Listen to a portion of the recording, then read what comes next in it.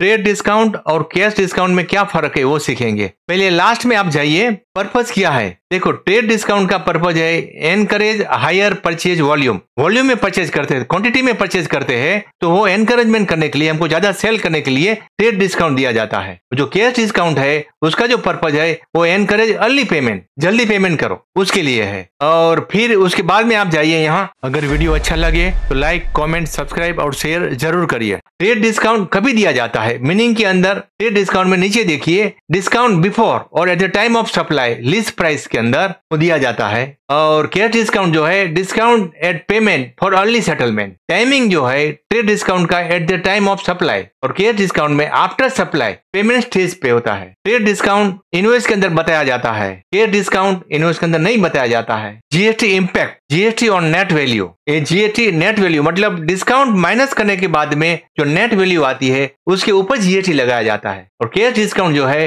वो GST unchange unless pre agreed with GST credit note. वो credit note में अगर जीएसटी है तो। और पोस्ट 22 सितंबर 2025 का जीएसटी का रूल जो अपडेट हुआ है उसके अंदर continues to reduce taxable value in the case of trade discount. और कैश डिस्काउंट के अंदर commercial credit note, GST unchange, उसमें जीएसटी चेंज नहीं होता है, नो आईटीसी रिवर्सल है उसके अंदर। और when GST reduce trade discount always when shown on the invoice, invoice के अंदर ही दिखाया जाता है।